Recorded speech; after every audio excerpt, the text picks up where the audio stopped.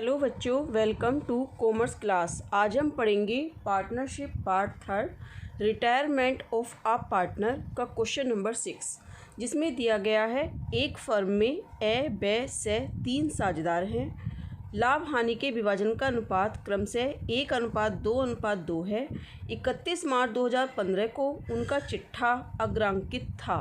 तो देखिए, लायबिलिटीज़ में दे रखे हैं क्रेडिटर्स 2000 रुपये के, रिजर्व फंड 4000 रुपये, कर्मचारियों का भविष्य निधि यानी एम्प्लॉयज़ प्रोविडेंट फंड दे रखा है 500 रुपये का, कैपिटल ए, बी, सी 6000, 8500 और 5000, और प्रॉफिट एंड लॉस अकाउंट दे रखा है 6000 रुपये का, कैश 1000 रुपये, डेटर्स 4000 रुपये, स्टॉक 5000 रुपये, पेटेंट्स 2000 रुपये, मशीनरी 20000 रुपये। एन ने 1 अप्रैल 2015 को निम्न शर्तों के आधार पर अवकाश ग्रहण किया। फर्म की ख्याति की रकम गत 3 वर्षों के औसत लाभ के दुगने के आधार पर की जाएगी। तो 3 वर्षों का लाभ दे रखा है 5000, 4000, 6000, यानी तीनों को जोड़ लेंगे, 3 से भाग कर देंगे और 2 से मल्टीप्लाई कर देंगे, आपकी टोटल फर्म की गुडविल आ जाएगी। मशीनरी पर 10% हिरास लगाना है। रहतिये का मूल्य चिट्ठे में 500 रुपये कम लिखा हुआ है। तो देखिए, ये आपका कहाँ जाएगा, P&L एडजस्टमेंट में जाएगा। 10% आपका मशीनरी का हिरास और आपका क्या जाएगा, स्टॉक पर 500 रुपये कम। फिर पेटेंट का मूल्य का कोई मूल्य नहीं रह गया, यानी पेटेंट आपको ख़त्म करना है। P&L एडजस्टमेंट में आपका ये पेटेंट कितने का दे रखा है, 2000 रुपये का, तो ये आपका 2000 रुपये का P&L एडजस्टमेंट में चला जाएगा। फिर क्वेश्चन में दिया गया है अवकाश ग्रहण पर ए को दी जाने वाली रकम नकद दी जाएगी। बे और से मशीनरी को गिरवी रखकर बैंक से रुपये उधार लेते हैं, ठीक है। फिर कहते हैं ये मानते हुए उक्त समायोजन पूर्ण कर दिए गए हैं। साजियों के पूंजी खाते, लाभानी समायोजन खाता और बे और से का चिट्ठा बनाइए। तो देखिए, हमें P&L एडजस्टमेंट अकाउंट बनाना है, कैपिटल अकाउंट बनाना है और बैलेंस शीट बनाना है। तो चलिए अब हम इसका सॉल्यूशन देखते हैं। देखिए, अब हम क्या बनाते हैं, profit and loss adjustment account बनाते हैं। तो देखिए, यहाँ पर हमने क्या किया, मशीनरी में 10% की कमी की गई है। मशीन 20000 की दे रखी है, तो आपके कितने आ जाएंगे, 2000 रुपये 10%। फिर देखिए, कह रहा है कि चिट्ठे के मूल्य में 10% कम लिखा हुआ है। रहतिये का मूल्य चिट्ठे में 500 रुपये कम लिखा हुआ है, ठीक है। चिट्ठे में कम लिखा हुआ है तो हमें बढ़ाना है 500 रुपये, इसलिए हमने ये बढ़ा दिया 500 रुपये, ठीक है। इसके बाद क्या कहता है, पेटेंट का कोई मूल्य नहीं रह गया, तो पेटेंट हमने ये ख़त्म कर दिया 2000 रुपये का, ठीक है। अब ये हमने टोटल जोड़ा, कितना, 4000 आ गया। इसको हम इधर ले गए, 4000 में से जब हमने ये वाले 500 रुपये घटाए तो हमारा क्या आ गया, 4000 में से जब हमने ये वाले 500 रुपये घटाएंगे तो हमारा क्या आ जाएगा, ये 3500 रुपये आ जाएगा, ठीक है। क्या आ जाएगा, ये वाला 3500 रुपये आ गया। इस बैलेंस को हम कहाँ ले गए, यहाँ ले गए, ठीक है, लॉस को। अब देखिए, इसमें हमने कैपिटल अकाउंट में हम क्या क्या डाल देंगे, पार्टनर्स कैपिटल अकाउंट है, कैपिटल डाल देंगे। तो 6000, 8500 और 5000 हमने ये डाल दी तीनों की। फिर देखिए, इसके बाद में हमने क्या किया, देखिए हम गुडविल निकालेंगे। तो गुडविल कितनी दे रखी है, देखिए दे रखी है 5000, ठीक है, और 4000 और कितनी दे रखी है, 6000। जब हम इनको जोड़ेंगे तो 5 और 9 और 6 15,000, और इसको हम 3 से भाग करेंगे और 2 से मल्टीप्लाई करेंगे, क्योंकि 3 वर्षों का औसत लाभ है और दुगने के बराबर है। 3 पंजे 15 और 5 दूनी 10, तो कितनी आ गई, टोटल फर्म की गुडविल 10,000 आ गई। लेकिन जाने वाला पार्टनर कौन है, ए, इसका कितना हिस्सा है, 1/5 है ना। तो 5 से हम भाग करेंगे तो कितनी आ जाएगी, 2000। रिमेनिंग पार्टनर्स में बांट देंगे। रिमेनिंग पार्टनर्स कौन है, बे और से, उनका अनुपात क्या है, 2:2, यानी 1:1। 1:1 का मतलब कितना हो गया, आधा। तो हमने एंट्री क्या बनाई होगी, जब कोई अवकाश ग्रहण करता है तो हम क्या एंट्री बनाते हैं, हम एंट्री बनाते हैं remaining partners capital account debit to जाने वाले पार्टनर्स की कैपिटल को हम क्रेडिट कर देते हैं, ठीक है। तो हमने रिमेनिंग पार्टनर्स कौन बचा, बी एंड सी। तो बी एंड सी की कैपिटल को हम डेबिट कर देंगे।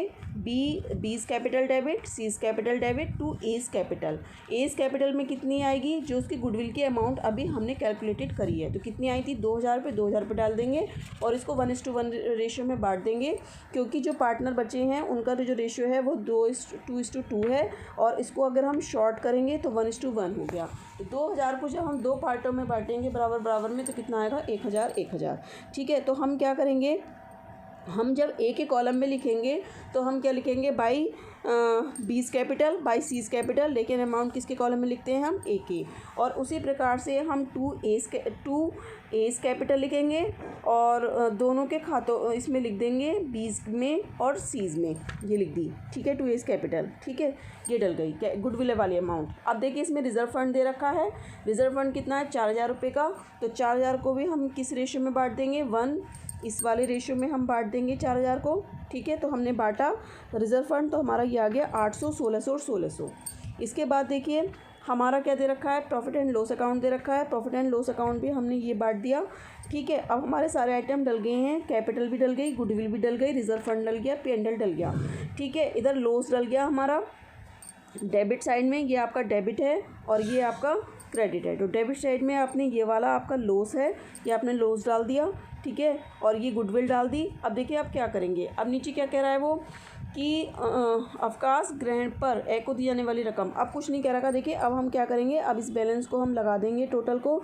तो हमने ये टोटल लगाया, ये वाला हमने टोटल लगा दिया 10,000, इस टोटल को हम यहाँ ले गए 10,000 एक, 10,000 में से 700 रुपये हमने निकाल दिए, तो हमारा कितना बचा, 9300 रुपये। ये कैश लेके चला जाएगा, टू कैश, ठीक है, इसको हमें कैश देना है। और ब्रैकेट में हम इसको हम क्या लिख सकते हैं, हम लिख सकते हैं क्या, इन्होंने नगद दिया है, हाँ ये इन्होंने कहा है कि अवकाश ग्रहण पर ए को दी जाने वाली रकम नगद दी जाएगी।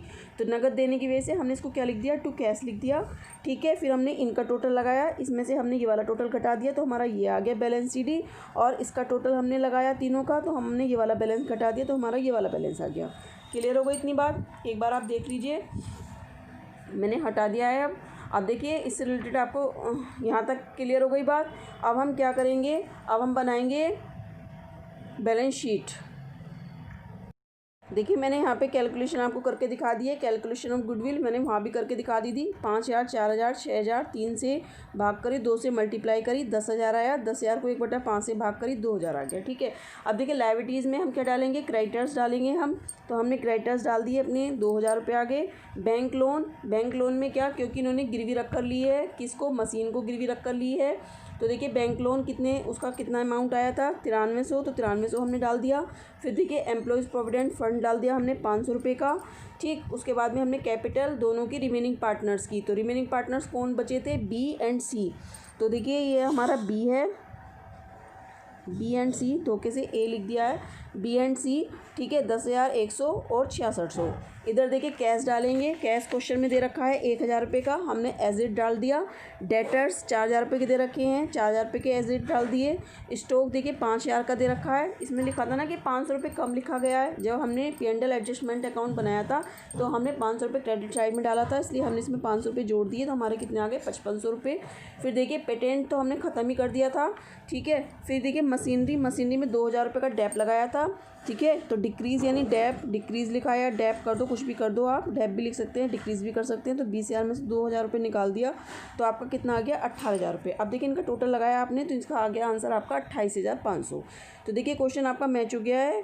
और यदि अभी भी मैंने थोड़ा फास्ट बोला है, क्योंकि मैंने फास्ट इसलिए बोला है थोड़ा सा, क्योंकि इससे रिलेटेड आप क्वेश्चन कर चुके हैं, फिर भी मैंने इसकी आपको वीडियो तैयार कर दी थी। और कोई भी आपको इससे रिलेटेड कोई भी प्रॉब्लम हो तो आप मुझसे कमेंट करके पूछ सकते हैं।